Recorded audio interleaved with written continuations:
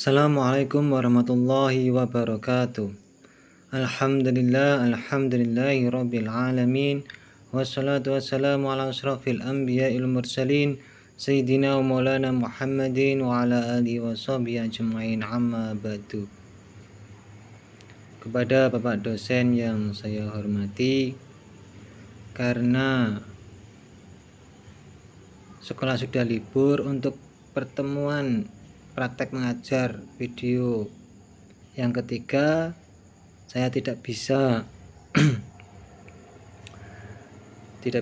melakukan praktek kepada langsung dengan siswa karena sekolah sudah libur. Maka saya menggantikan video pembelajaran tanpa siswa. Mohon pengertiannya dan mohon maaf yang sebesar-besarnya karena tidak bisa mempraktekkan pembelajaran video yang ketiga. Untuk video yang satu dan kedua alhamdulillah sudah saya laksanakan. Jadi untuk video kali ini saya akan membuat video pembelajaran sendiri.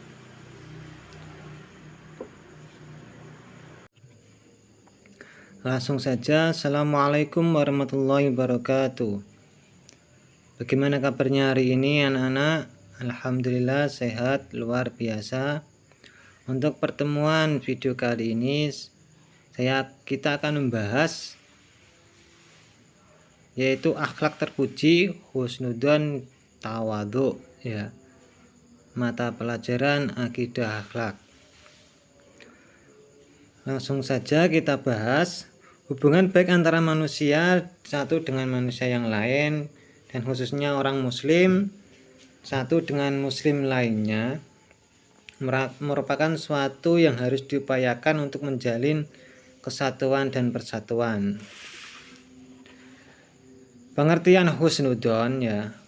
Secara bahasa husnudzon terdiri dari dua kata, yaitu husnun yang artinya baik dan dzon artinya dugaan. Sedangkan menurut istilah husnudzon adalah prasangka baik atau berpikiran positif, ya. Husnudzon adalah prasangka baik atau berpikiran positif, dugaan kepada sesuatu yang bersifat positif. Husnudzon merupakan salah satu cara terbaik untuk menjalin hubungan dengan orang lain dalam bermasyarakat. Lawan kata dari husnudzon adalah suudzon, yakni berprasangka buruk. Suudzon dapat berakibat buruk terhadap hubungan persaudaraan dan pertemanan, ya. Hidup dalam masyarakat hendaklah memperhatikan lingkungannya, ya, dan usahakan untuk mengedepankan prasangka baik, bukan prasangka buruk, karena apabila prasangka buruk itu diucapkan dapat menjadi fitnah. Perintah berperilaku husnudzon sudah dijelaskan dalam Al-Quran surat Al-Hujurat ayat 12, yang artinya, hai orang-orang yang beriman, jauhilah kebanyakan dari prasangka, sesungguhnya sebagian prasangka itu adalah dosa. Ya, sudah jelas, ya. Macam-macam husnudzon kepada Allah Subhanahu wa taala. Artinya selalu bersangka baik kepada Allah atas segala kehendak terhadap hambanya. Kita harus senantiasa berprasangka baik kepada Allah ketika kita mendapatkan ujian, ya.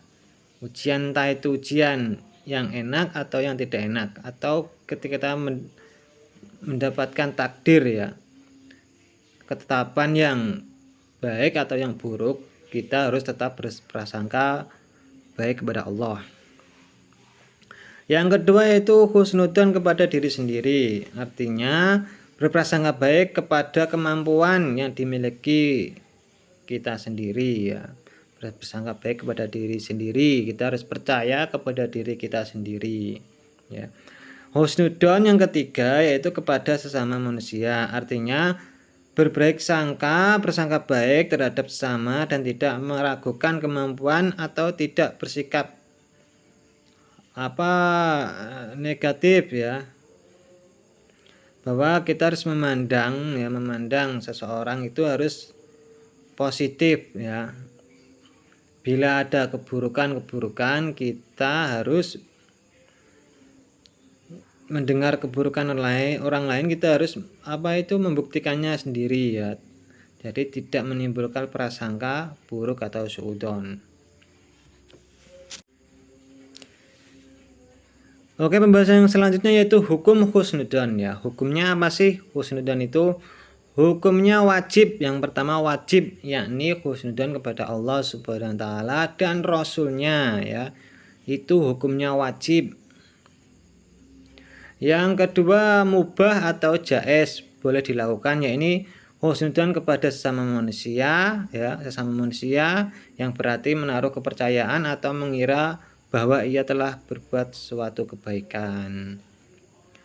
Yang ketiga yaitu hukumnya makruh atau haram, yakni husnudzon kepada orang yang ahli maksiat atau ahli kufarat ya, kufarat itu hukumnya makruh atau haram ya.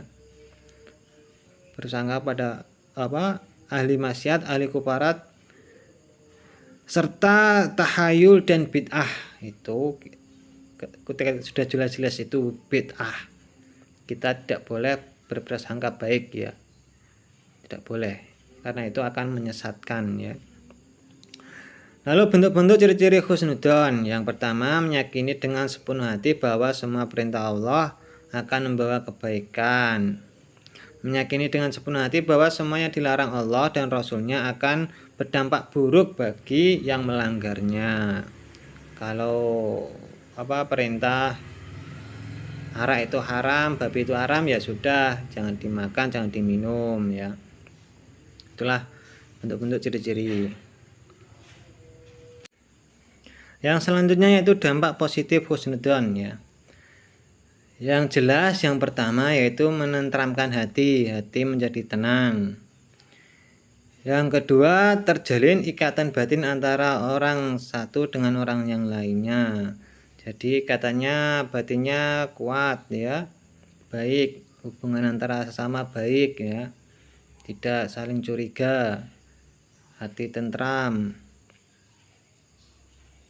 Yang selanjutnya yaitu saling mempercayai, jadi kita tidak saling curiga ya, jadi kita tenang ya. Yang terakhir, memperkuat hubungan persaudaraan antara satu dengan yang lainnya. Yang selanjutnya, membiasakan perilaku husnudzon ya. Yang pertama, tidak mudah menerima berita yang tidak jelas sumbernya ya. Jadi berita-berita yang tidak jelas sumbernya di media sosial ya, jangan langsung percaya ya. Kita selidiki dulu apakah itu benar-benar atau hoax ya. Berusaha untuk sering silaturahim dengan sesama teman atau anggota masyarakat. Sering silaturahim ya, sering ngopi dengan teman-temannya ya, agar menghilangkan prasangka-prasangka buruk ya. Yang terakhir yaitu cara membiasakan perilaku husnudzon, yaitu menjauhkan diri dari prasangka atau mencari kesalahan orang lain ya. Jadi hilangkan pikiran mencari kesalahan orang lain ya. Oke, mungkin itu saja. Yang selanjutnya yaitu pengertian tawadhu. Tawadhu berasal dari bahasa Arab tawadhu'a, yang artinya meletakkan. Dalam Kamus Besar Bahasa Indonesia, tawadhu berarti rendah hati. Orang yang bertawadhu adalah orang yang merendahkan diri, dalam pergaulan tidak menampakkan kemampuan yang dimiliki. Kebalikan dari sikap tawadhu adalah takabur atau sikap merasa unggul, sombong ya. Membanding-bandingkan dengan yang lain itu dinamakan takabur. Kalau tawadhu itu merendahkan diri. Perintah perilaku tawadhu. Tawadhu kepada orang tua ya, tawadhu kepada sesama muslim, tawadhu sesama pergaulan. Tawadhu kepada orang tua yang ditegaskan dalam surat Al-Isra ayat 24 yang artinya, dan rendahkanlah dirimu terhadap mereka berdua dengan sepenuh kesayangan dan ucapkanlah, wahai Tuhanku, kasihilah mereka keduanya sebagaimana mereka berdua telah mendidik aku waktu kecil. Sedangkan perintah perilaku tawadhu sesama muslim ya, itu sudah dijelaskan dalam surat Asy-Syu'ara ayat 215 yang artinya, dan rendahkanlah dirimu terhadap orang-orang yang mengikutimu, yaitu orang-orang yang beriman. Ya, sudah jelas perintahnya. Yang ketiga yaitu bentuk-bentuk ciri-ciri perilaku tawadhu. Ciri-cirinya apa sih perilaku tawadhu? Yang pertama, menghormati kepada orang yang lebih tua ya. Lebih menghormati orang yang lebih tua. Contohnya ketika kita berjalan di depan yang orang yang lebih tua, kita merendahkan diri ya. Jangan congkak ya. Jangan congkak, kita tawadhu merendahkan diri.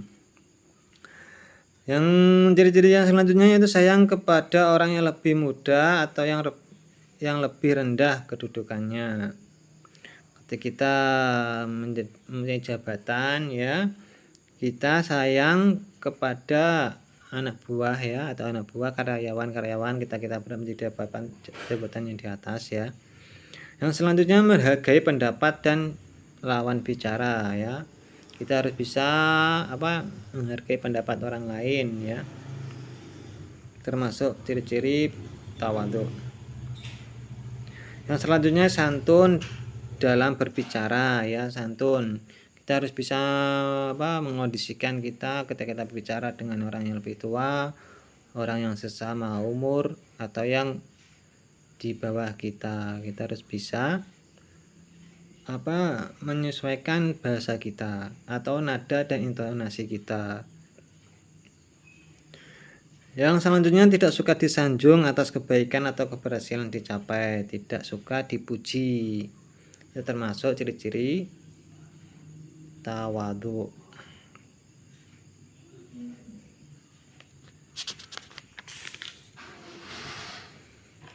Yang selanjutnya yaitu dampak positif perilaku tawadhu. Yang pertama, menimbulkan rasa simpati dari orang lain, mendapatkan penghormatan secara tulus, akan dimuliakan ya. Yang terakhir, mempererat hubungan silaturahim antara satu dengan yang lainnya. Membiasakan diri perilaku tawadhu. Bagaimana caranya kita membiasakan diri? Yang pertama, menyadari dengan sepenuh hati bahwa setiap manusia pasti memiliki kelebihan dan kekurangannya masing-masing. Yang selanjutnya, berusaha untuk dapat mengendalikan diri agar tidak menampakkan kelebihan dan dirinya kepada orang lain. Mengenal dan memahami tanda-tanda kebesaran dan kekuasaan Allah. Memahami dan menyadari asal muasal kejadian manusia, itu juga membuat kita menjadi lebih tawadhu ya. Sering melihat kekurangan yang ada pada diri sendiri, menyadari bahwa nikmat yang diperoleh semuanya berasal dari Allah Subhanahu wa taala. Mungkin itu saja yang bisa saya sampaikan. Mohon maaf yang sebesar-besarnya kepada dosen pembimbing karena tidak bisa mempraktekkan pembelajaran karena siswa sudah libur ya. Saya mohon maaf yang sebesar-besarnya. Wassalamualaikum warahmatullahi wabarakatuh.